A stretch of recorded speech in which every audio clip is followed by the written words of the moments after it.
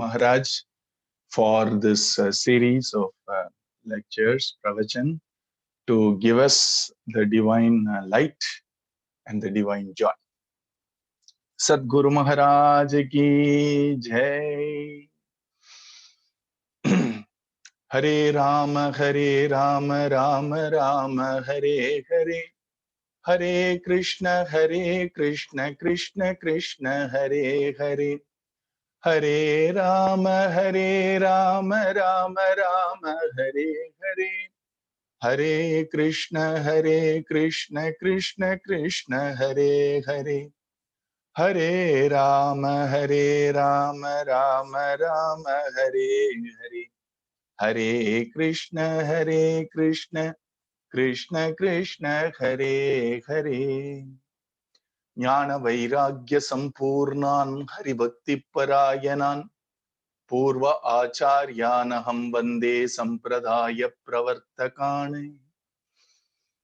Hare Rameti Krishneti Nama Sankirtanam Sada Lokakshemaya Kurvantam Premikam Sadgurum Bhaje.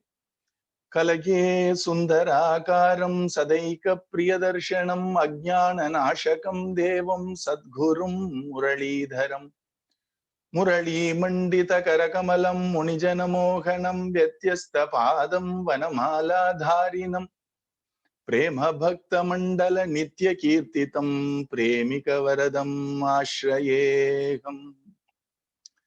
Om Partayaf Pratibodhitam Bhagavata Narayanena Swayam Vyasena Gratitam Purana Munina Madhye Mahabharatam Advaitamrita Varshinim Bhagavatim Ashtadhashaadhyayinim Ambatvam Anusandhadhami Bhagavad Gita Bhavadveshinim.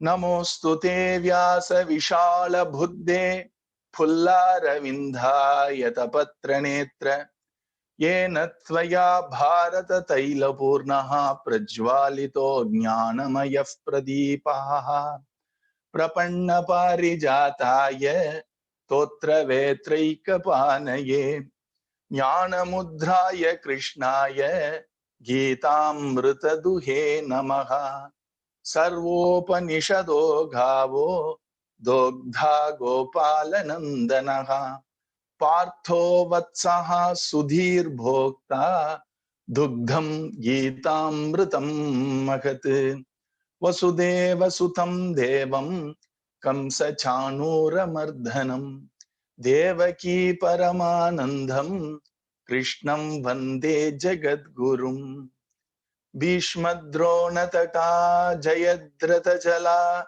Gandhara Nilotpala Shalyagrahavati Kripena Vahani Karnena Velakula Ashvathama Vikarma Ghora Makara Duryodhana Vartini Sotirna Khalu Pandavai Rananadi Kaivartaka Keshavaha Parasharya Vachasarojam Amalam Gitartha Gandhotkatam Nanakyanaka Kesaram Harikatha Sambodhana Bodhitam Loke Sajjana Shatpadai Raharaha Pepiyamanam Mudha Bhuyat Bharata Pankajam Kalimala Pradvamsina Shreyase Mukam Karoti Vachalam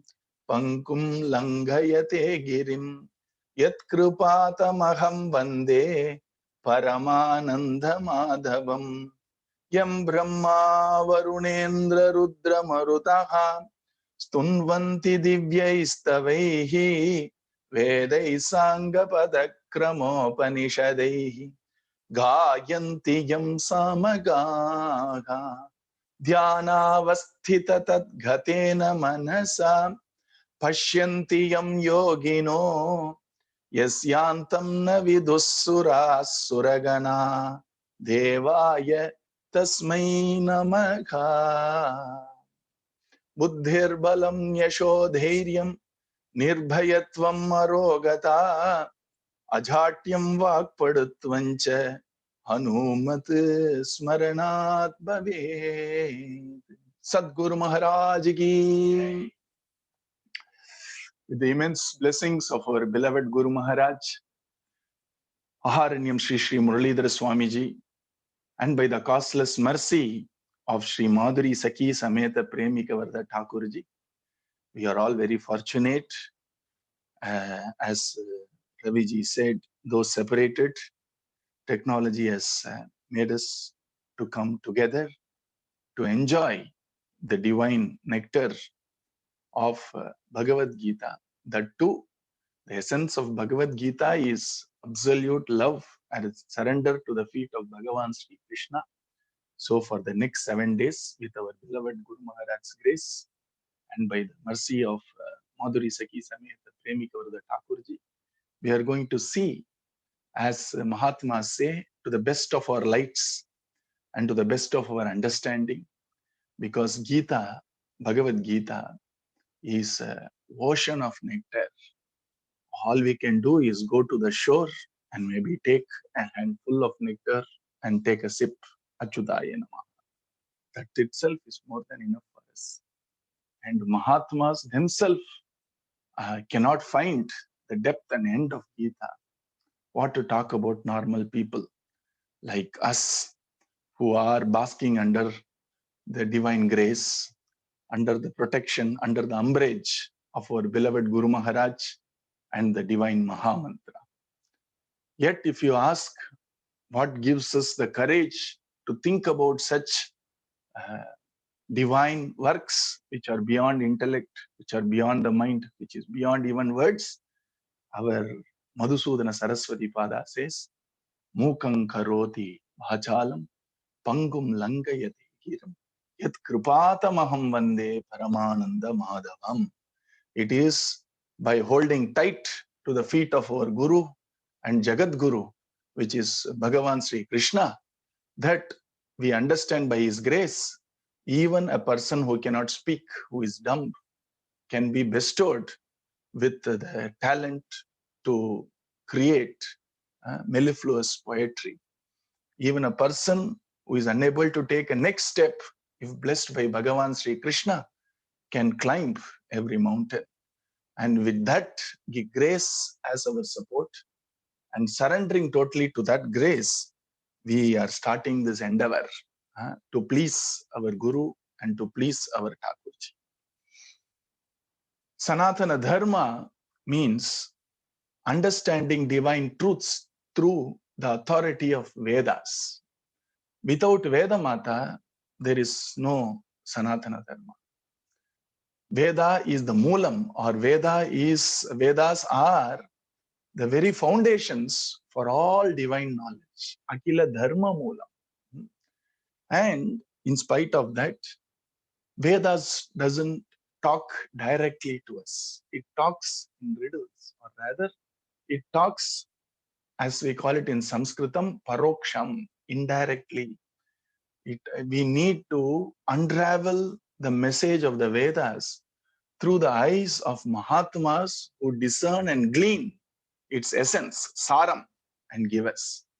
And so to understand what Veda Mata is really saying about the divine knowledge, a great Mahatma gave us what is called as Prasthanatrayam. The word Prasthanam means journey. And don't think that the word spiritual journey started somewhere in the West.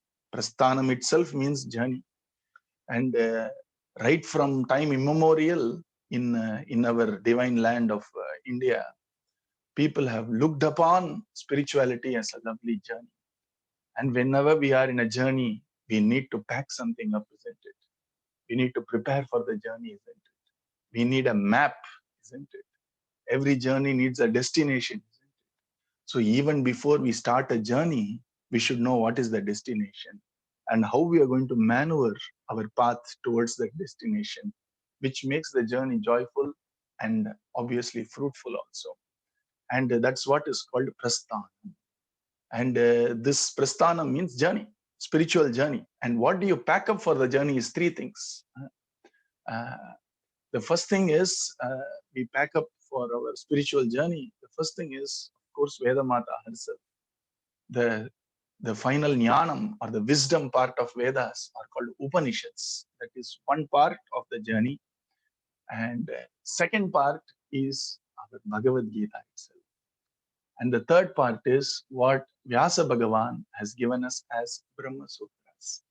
So Upanishads, which is what is called as Shruti Pramana. Shruti means direct knowledge of Vedas. Shruti. And Smriti Pramana, or that which has come to us from Itihasas, like Mahabharata.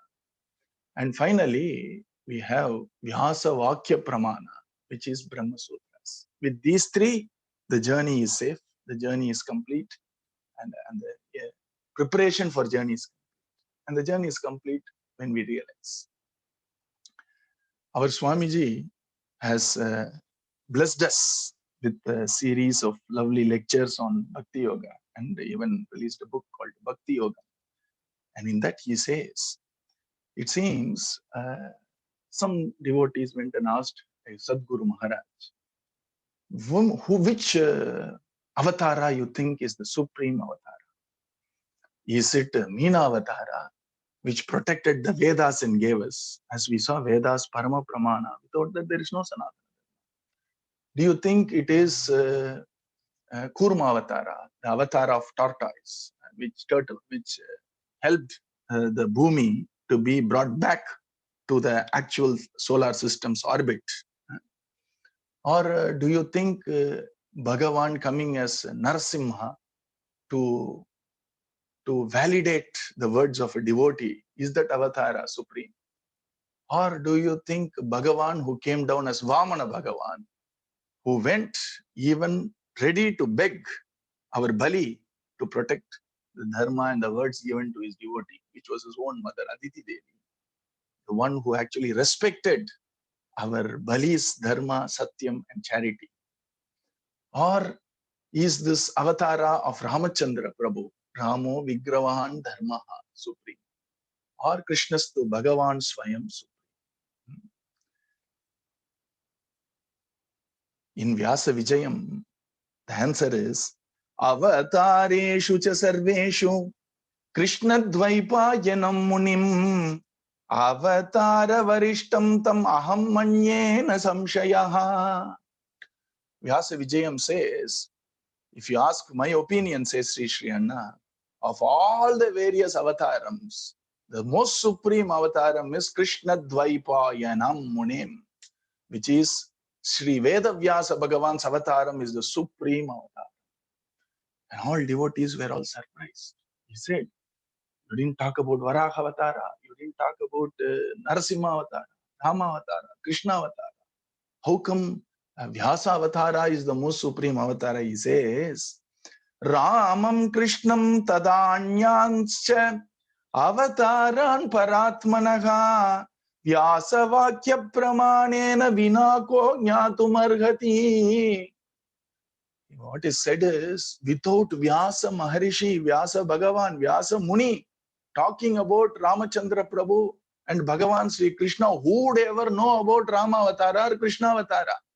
If our Vyasa Bhagavan had not divided the Vedas into 4 so that it is easy for the successive generation to take it forward, we wouldn't have had these sounds of Vedas chanting in India to this day. And without Vyasa Bhagavan giving this wonderful work called Mahabharatam, how would we understand the subtleties of Dharma? Mahabharata talks about everything: Dharma, Martham, Kamam, Moksham, politics, economics, values, Dharma, and of course, Moksha also.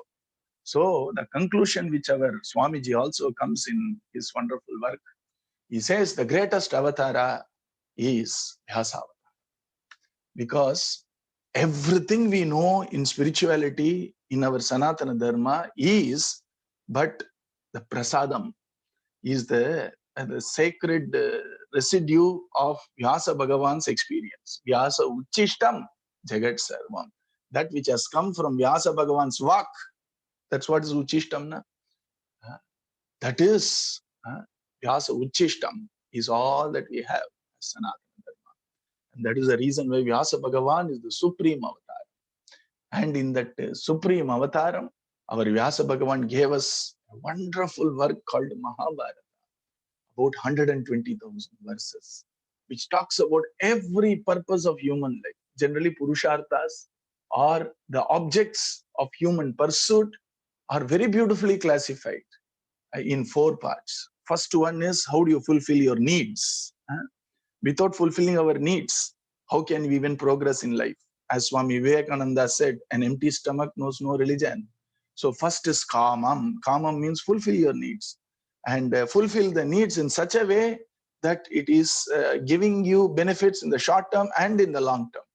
When we fulfill the needs with unjust means, in the short term, the needs are fulfilled, but the repercussions in the long term would be frightening.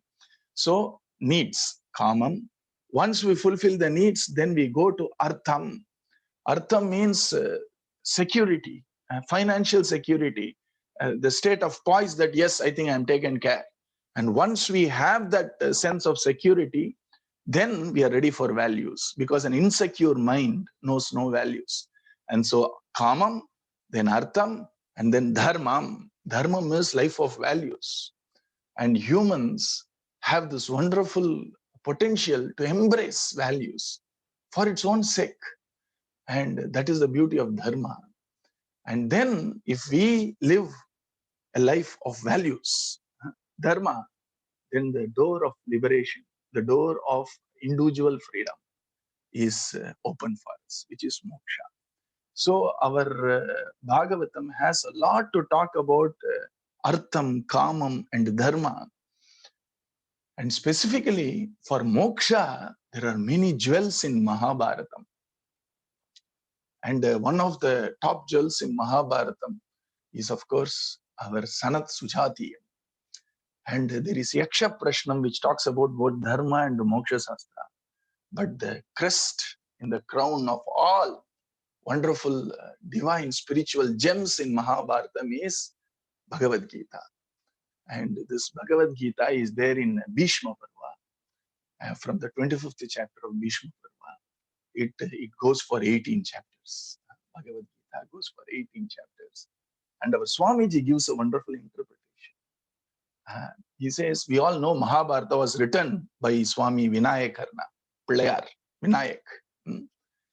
And our Swamiji says, the legend goes that when Vyasa Bhagavan, who was like a flow of Ganga himself, somebody has to keep up with the task of writing it down. When Vyasa Bhagavan is just, what do you call that? He is giving a flood of shlokas, the flood of verses. Only Pillayar or Vinayakar could actually keep up with that speed. And our Swamiji says, we all know our Vinayak took off his dantam. He took off his tusk and used that as a pen to write. And Swamiji gives a lovely interpretation. He said, why should Swami Vinayak cut his tusk to write Mahabharata? Generally in India, when somebody is even waging a bet or a wager in southern part of India, when the person is so confident that he will win, you know what he will say? If this doesn't work, I will take half of my mustache. Generally, gents say that. Because generally, for most of the people in the society, mustache is a sign of beauty of the face. And for an elephant, the tusk defines the beauty. Here, our Pillayar, Vinayakar, is ready to even break his tusk to write Mahabharatam. And our Swamiji says that clearly proves that more than physical appearance, which is to do with the body, jnana or wisdom is far superior. And we can give up anything for jnanam, and don't give up jnana for anything. And our Vinayaka Swami is writing. And this Bhagavad Gita has 700 slokas, 18 chapters in Bhishma Parva, in Mahabharatam, blessed by Vyasa. And that is the reason why Gita, Bhagavad Gita stands supreme amongst all scriptures. Generally, if somebody asks, what is your holy book? The answer is obviously Vedas. But on a practical plane, we can boldly say Bhagavad Gita is my holy book. Because the essence of Vedas is in the Upanishad. And the essence of Upanishad is in Gita. We just saw a lovely Dhyana Shloka. Na?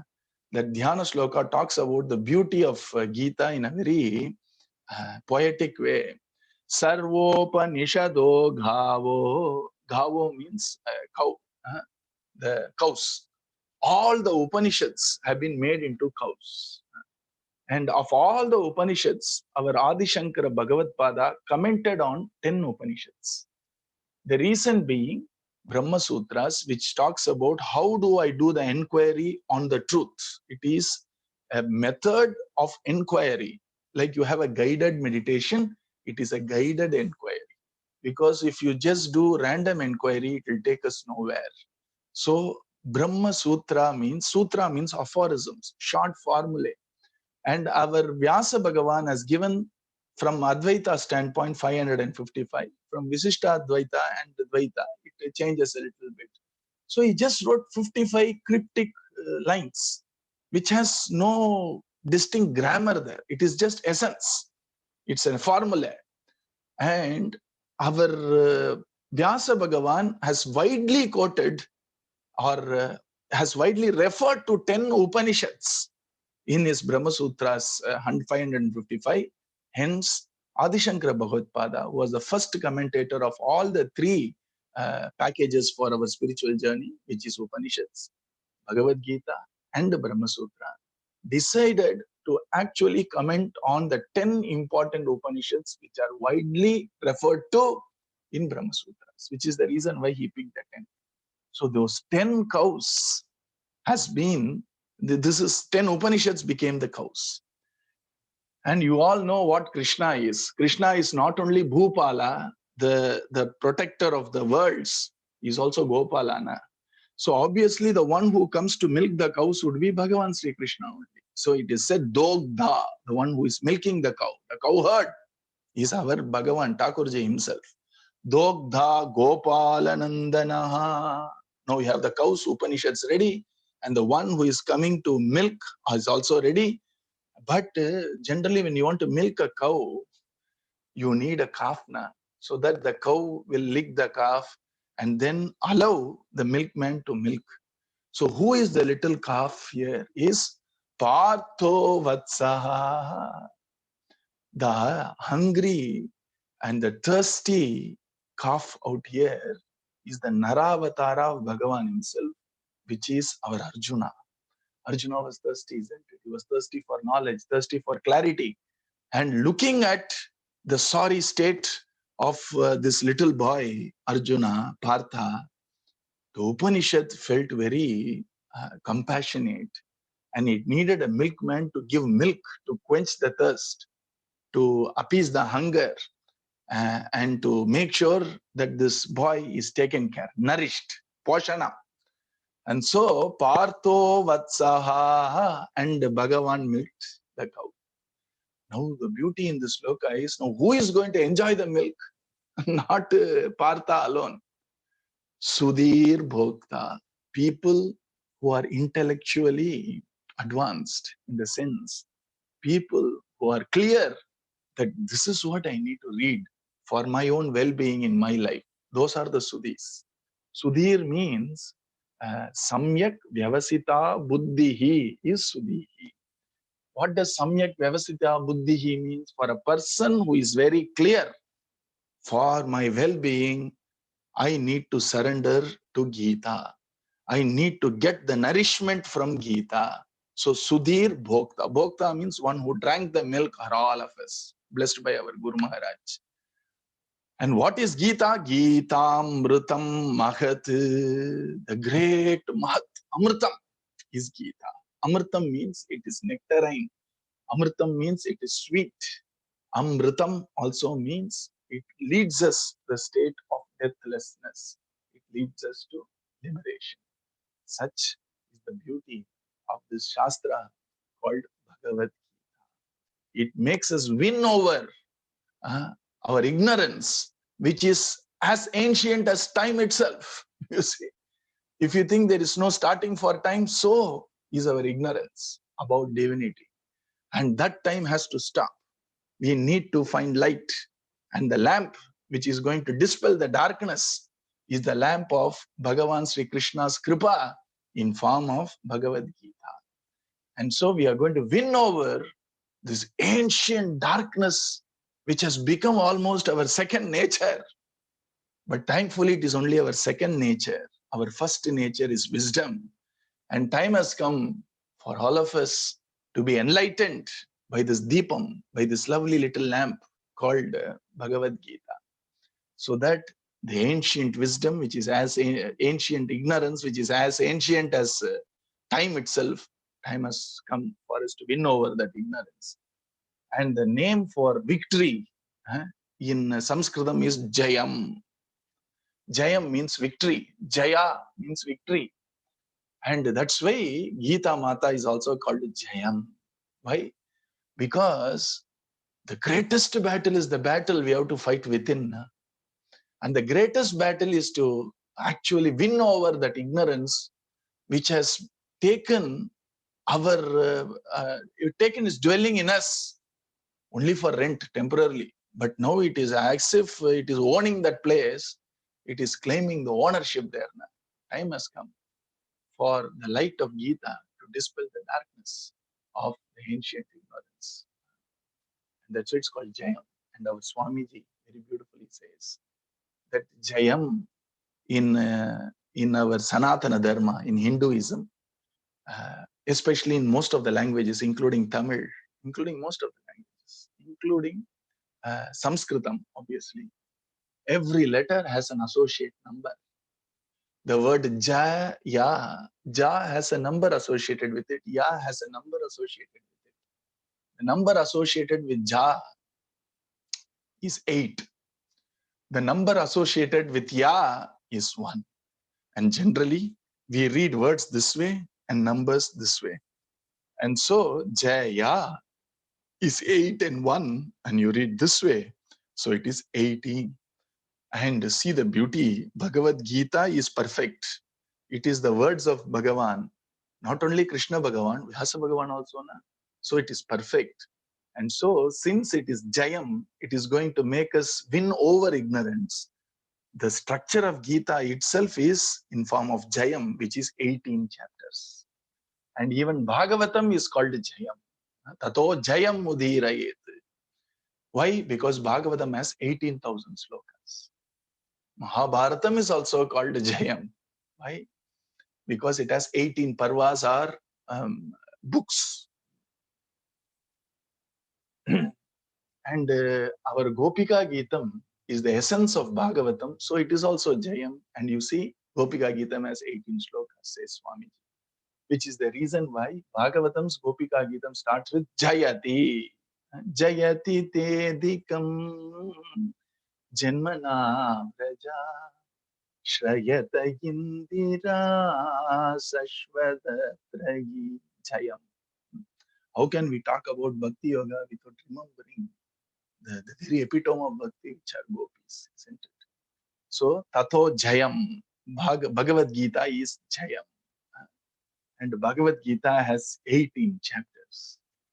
And just at the start of the Mahabharata war, the start of war between Kauravas and Pandavas, our Arjuna suddenly gets this faint-heartedness. Suddenly he is confused. He is not clear. He loses sight of the big picture.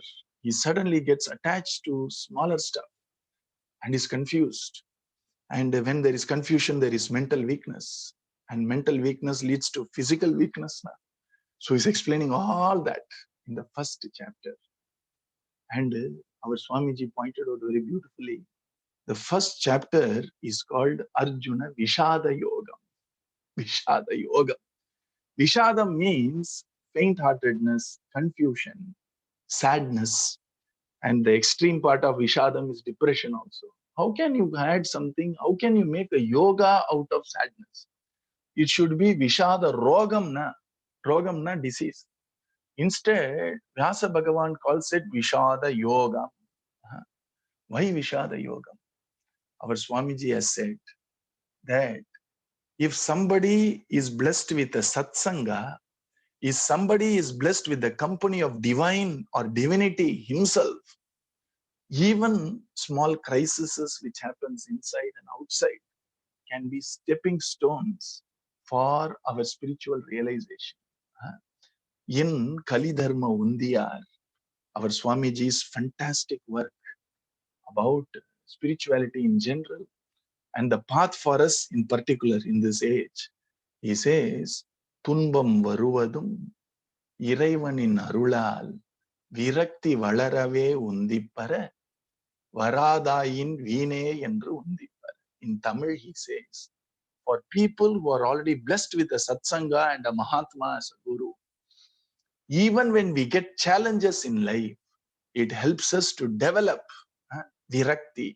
Virakti means develop a little bit of a strength to say no to injurious things of this world, injurious for our own progress in the spiritual path.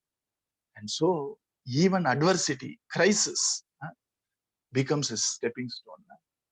When our Bhagavan Sri Krishna is sitting in the seat of the driver in the chariot, anything which happens to Arjuna is all a blessing because Krishna is there.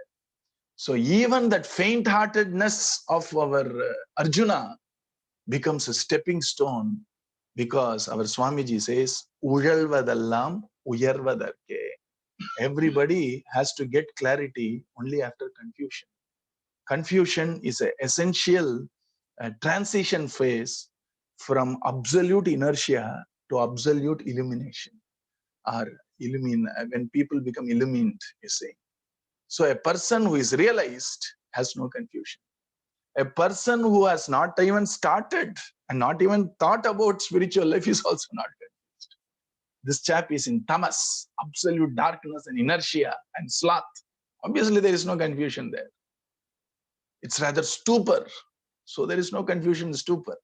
A person who has woken up from stupor yet not realized has to be confused.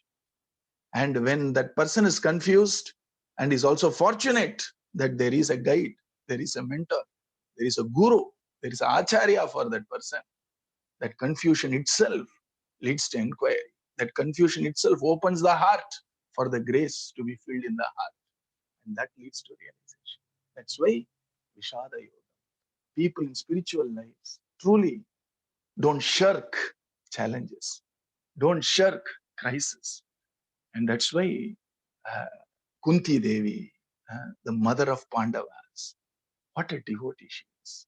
She is telling Krishna boldly, boldly telling Krishna, Vipada Santunas Saswat Tatra Tatra Jagat Guru Bhavato Darshanam Yasyat Apunar Bhava Darshanam. In the same Kurukshetra where Gita happened, this Bhagavata is giving Bhagavata Gita to Krishna by saying, Krishna, I have a very strange prayer to be submitted to your holy feet. What is it? The prayer is, Krishna, let me be subjected to more and more troubles in life. Let me face more and more crises. And let that crisis be in such a way that it does not preclude your remembrance. A crisis which does not preclude prayers. A crisis which brings me to the feet of you, which is divinity yourself. That crisis which makes me pray fervently to your holy feet. So give me that type of a crisis which gives your darshan. Give me that type of a crisis which gives me your remembrance, smriti. Give me that type of a crisis which makes me pray with all my heart, all my soul, all my might. See the strength, Vishada Yoga. So Gita needs to start with Vishada Yoga because unless we get a little knocks in this worldly life, normal people like us would never turn our eyes inwards or upwards towards Bhagavan. And that is the reason why essentially Gita has to start with the knock.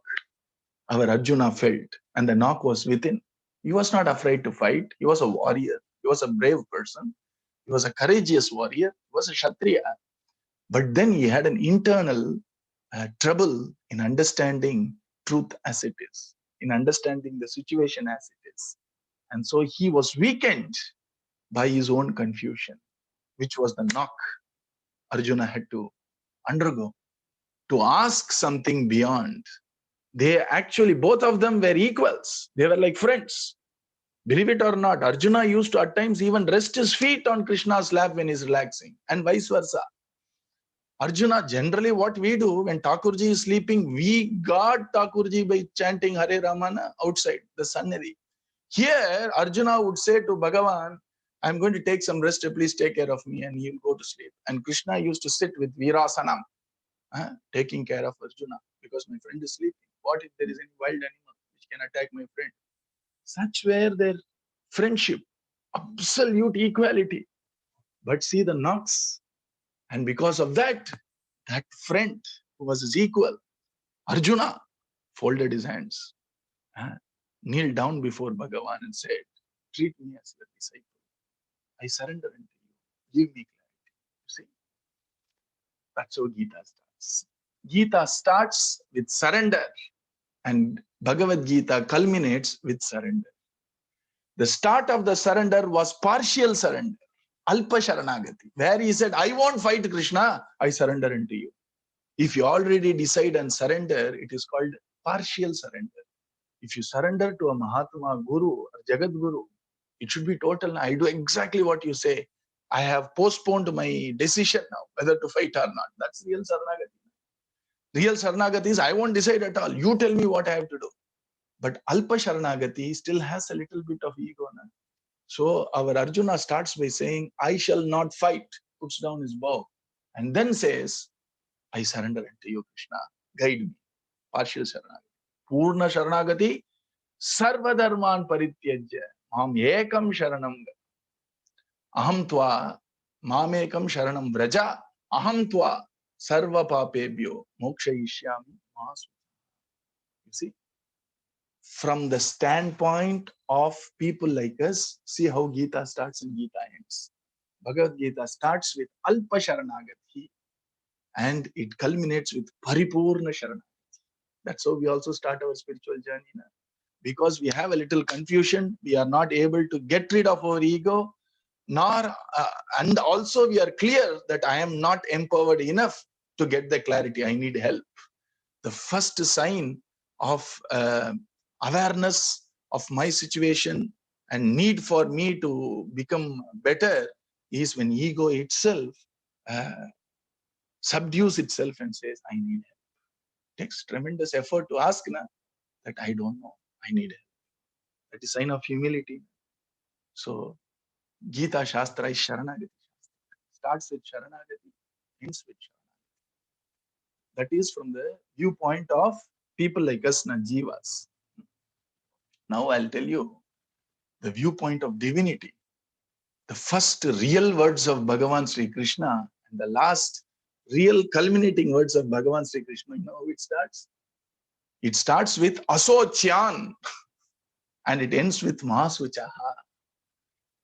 So Gita Shastra is Krishna Hridayam of compassion, love, and tremendous blessings, grace of Bhagavan. Asocyan means don't give in to sorrow. Mahasuchaha means the same. Do not worry. So Bhagavan's Abhayam is Gita. And a jiva or a normal soul surrender is Gita. And the confluence of these two together is Bhagavad Gita. That's why if you see the picture, our Swamiji brings in a lovely picture where Bhagavan is giving Abhayam, which is Mahasuchaha and Asocya. The start and end of Gita is this wonderful Abhayahastam of Bhagavan. Abhayahastam means I give you refuge. Don't worry. Be fearless.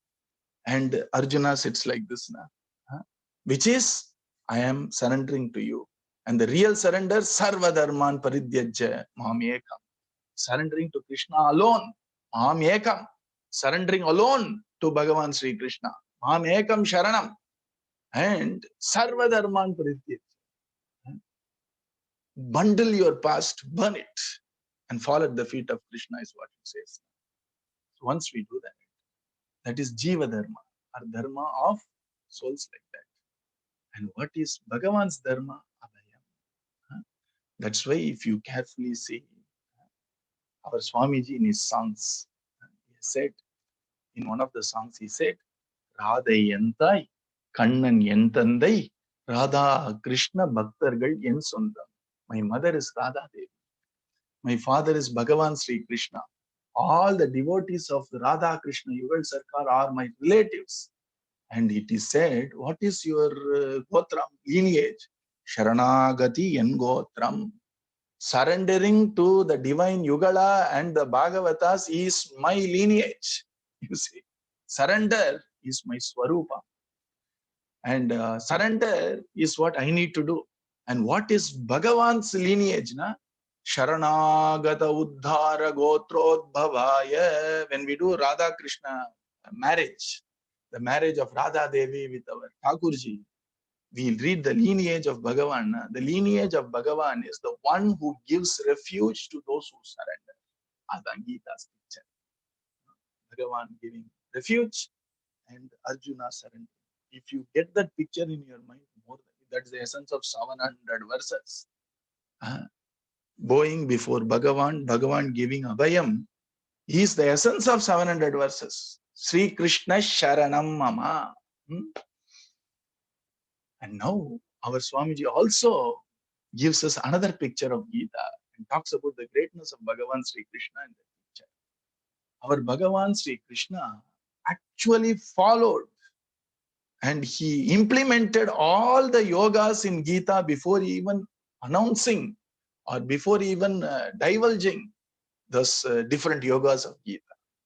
When Bhagavan was in Gokulam or is in Gokulam and Vrindavanam, he completely inspired divine love in the hearts of his mother, his father, his brother, his friends, all the gopis, even the cows and calves of our Vrindavan, even the creepers and trees of Vrindavan loved Krishna. Bhakti Yoga he instilled in Vrindavan and Gokula. The moment he went to Mathura and Dwaraka, he was busy protecting the people who took care of him, which was his Karma Yoga. He installed a wonderful empire in Dwaraka and he took care of all these political unrest. When Jarasandha came again and again, he took care. He did it as a Karma Yoga.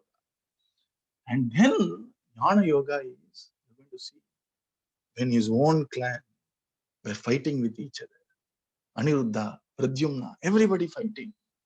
Bhagavan Chupchap as a witness, saying that this is what needs to happen. The same Bhagavan who became angry, who became tensed, anxious. When Rukmini said, my son is missing, he was also anxious. When Satyabhama said, my father has been murdered, he also cries with Satyabhama. But when time came, Jnana Yogamna, Sakshi. This is what needs to happen. His own clan, his own family, being, fighting with each other. Sakshya. He followed all the three yogas. And that's why he's talking about mainly three yogas. Raja Yoga, Karma Yoga, Bhakti Yoga, Jnana Yoga. Raja Yoga becomes Abhyasa. It becomes a support. And if you even take it separately also, it is said that Bhagavan Sri Krishna used to sit down during the early morning hours to do the deep meditation of the divine. I don't know whom he is meditating upon. Possibly Bhagavatas or possibly his own Swarupam Satyam Param Dhimahi. I don't know. But he did all these yogas. And our Swamiji says, the very scene of the battle, when Gita Upadesham happens, our Swamiji says, in one hand, our Bhagavan Thakurji is holding the reins of the horses getting ready to fight. In another hand, he is actually telling the Gita Upadesam to our Arjuna, sitting below Arjuna with a Chin Mudra. Chin Mudra, Idanda Mudra. Mudra means a formation of some body parts to show a message. It also has its other significance. And with tremendous love of compassion, he's speaking to Arjuna. Our Swamiji says, holding the reins of the horses Being ready for battle is a sign of karma and karma yoga. Chinmudra is the sign of jnana and jnana yoga. And the love he has in his words and his eyes when he's speaking to our Arjuna is the bhakti and the krupa he has for Arjuna, which shows bhakti yoga when Arjuna is sitting down, kneeling down and listening with his hands folded. The picture of our Bhagavad Gita itself shows all the three yogas. And our Swamiji says, this Chinmudra is, this is something to do with our, say, spouse and the children, etc. This finger is to do with our wealth and possessions. This finger is to do with our ahankara, ego. This is jiva. This is paramatma. If this person moves away from these three and gets united with paramatma, then he gets jnanam. And if he is completely beholden by paramatma, he gets jnanam. So the whole idea is sarva dharman parityajya mamekam sharanam. This is the jnana chinmudra, says our Swamiji. And that is the beauty of Bhagavad Gita. And in Bhagavad Gita, we see Bhagavan Sri Krishna having a very open discussion with our Arjuna. And Arjuna is also asking some fantastic questions. And Bhagavan is answering all these questions. And Arjuna, in spite of the faint-heartedness, etc., the moment he heard the word asocyan anvasochatvam, the moment Bhagavan says asocyan, immediately his mind clouds must have gone off.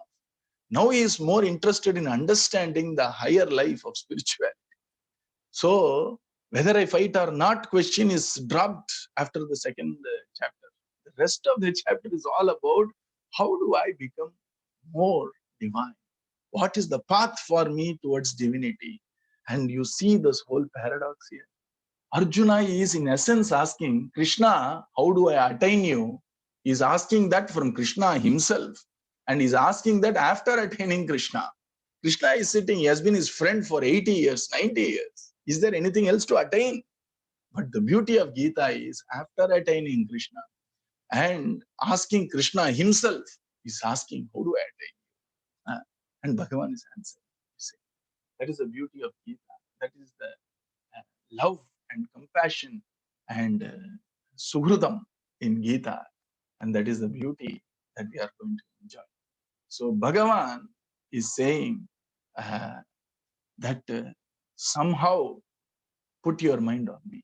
Krishna's Maranam is Gita, isn't it? Before we enter into the 12th chapter, we need to tell a small episode which happened in the divine life of Chaitanya Mahaprabhu, which our Swamiji recounts many times. Our Chaitanya Mahaprabhu has come to Srirangam. It's a divine town of Ranganatha Swami near Trichy, Tiruchirappalli, in Tamil Nadu, about 500 years back. There was a youngster in Srirangam who loved Gita. You see, he loved Gita, but he was not a Sanskrit Pandit. And so he didn't know how to do the separation of words properly. Padachedam. He didn't know how to split compound words. Sandhi, Samasanam, and so, yet he loved Gita. So he used to Dharma, Kshetre, Kuru, Kshetre, used to chant like that. And the people around who were Pandits were very upset. Obviously, when somebody is a very good singer and somebody sings Karahara Priya without proper tone, etc., and without proper grammar of music, it's natural for normal people to be upset, though it's not the way compassionate people will live. But those Pandits started telling him, you don't read Gita, first learn Sanskritam, then read Gita. Why are you doing this? The person thought, okay, if I'm upsetting these people, maybe I should do that. And he stopped for a little while. But then, love for Gita is love for Gita. Though he put his bunch of palm leaves of reading Gita up in the attic, again he had this little bit of a tendency, let me read it today. So he took out that bunch and started again reading. And slowly he started reading softly, but as time progressed, he forgot himself and started reading it aloud. And again these people came, and this time they started cursing him. If you are reading Gita like that, your tongue will go west, and you will lose your eyesight. He could not bear to listen to all this. They were all Pandits. So he decided, neither can I read Gita here, nor can I refrain from reading Bhagavad Gita. Let me get away from all these people. He crossed the river Kaveri, went to a very dense jungle there, wilderness there, and he was reading all alone Bhagavad Gita. And Chaitanya Mahaprabhu was traveling and staying. He stayed for 4 months, it seems, in Sri Lanka. And Mahaprabhu likes to be alone, solitude. So he also crossed Kaveri, and he was moving around in that forest, singing the lovely names of Bhagavan Sri Krishna, shedding tears of joy, remembering Krishna Prema, being in the state of Krishna Prema. At that point of time, when Mahaprabhu was moving around, he heard somebody chant Gita in a dense jungle. So Mahaprabhu thought, who is reading something which appears like Gita in the dense jungle? And slowly Mahaprabhu went close to that person. And that person was shedding tears. And he was reading the way he knows Gita. And then slowly he saw 2 lotuses appear before him, lotus feet of Mahaprabhu. Slowly he raised his eyes and he saw orange ochre robes of a sannyasi. He became terrified because normal grahasthas, the normal householders with white dhoti themselves are shouting like that.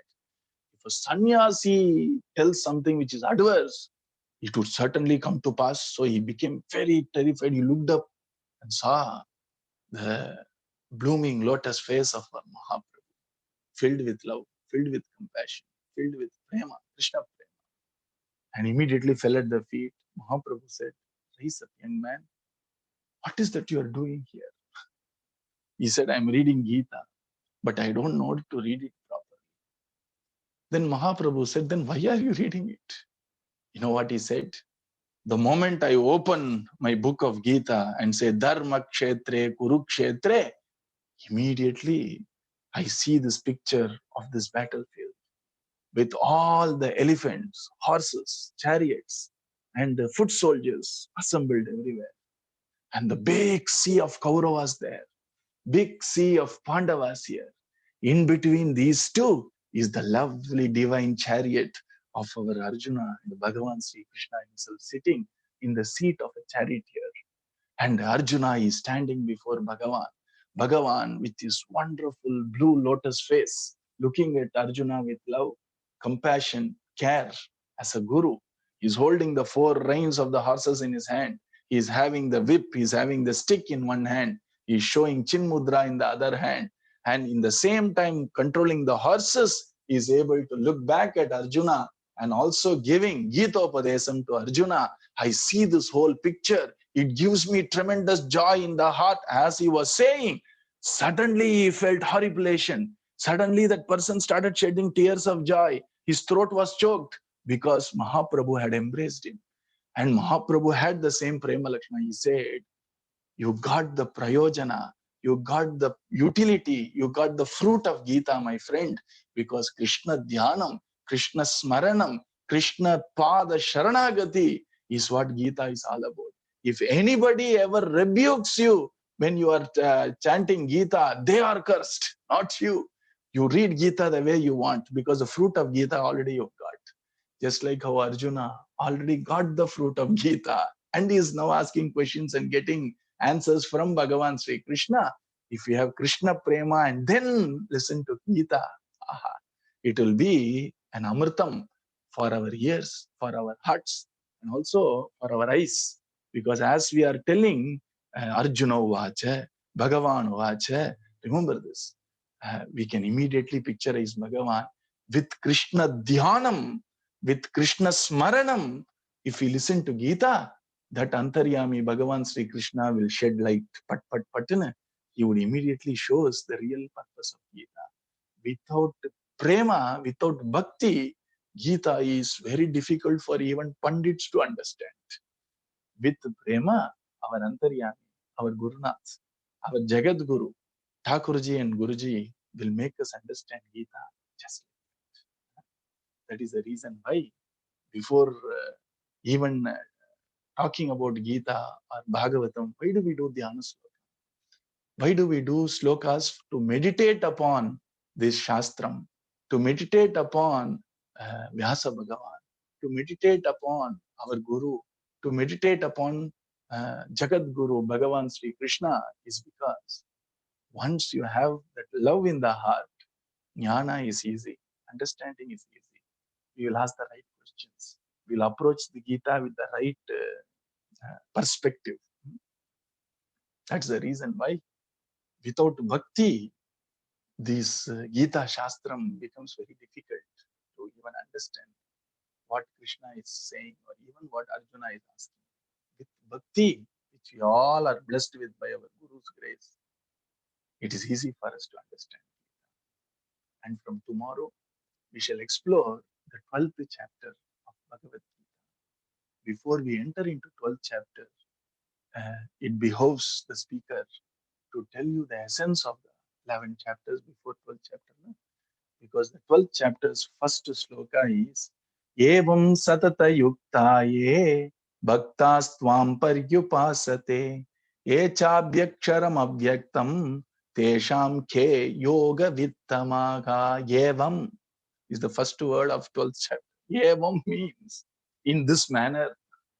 And which manner? Then you have to go and understand the connection of the earlier 11 chapters to the 12th chapter. And we will explore the beauty of the 12th chapter from tomorrow.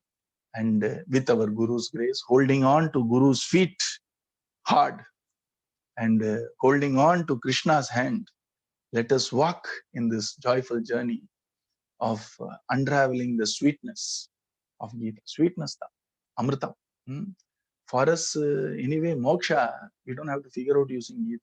For that, Krishna Nam is enough for us. We are enjoying Amritam of the Vak. Sakshat Narayana Vaktra Padma Ghalitam. It is the sweet words from the lips of Krishna. Remember, when we are saying Bhagavan Uvacha Maya Veshyamano Hemam, the same words which was dancing in the lips of our Bhagavan Sri Krishna, we are tasting it in our lips now. Krishna Uchishta. You see, Mahaprasadam. With that reverence and love, if we can open the book of Gita, aha, Jnana, Bhakti, Vairagyam will just flash by the divine Kripa when he decides to do that, right? And let us start today with that introduction.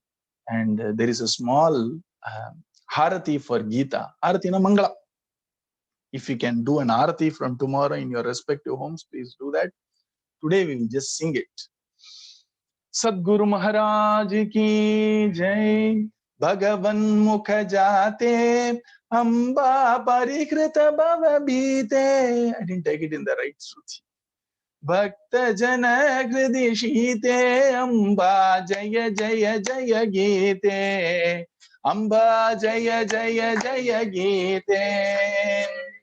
Bharat Madhyagate Amba Badarayana Katite Bhakti Jnana Virakti Nide Amba Jaya Jaya Jaya Gite Amba Jaya Jaya Jaya Gite Brahmadika Sura Vinute Amba Premika Bhakti Hite Pavana Padamagite Amba Jaya Jaya Jaya Gite Amba Jaya Jaya Jaya Gite Kayena Vacha Manasendriyirva Buddhyatmana va Prakrite Swabhavat Karomi Yadyat Sakalam Parasmai Narayana-yeti Samarpayami. Sadguru Maharaj ki Madhuri Saki Sameta Premika Varda Thakur ji ki Anchaneya Swami ki Radhe Radhe.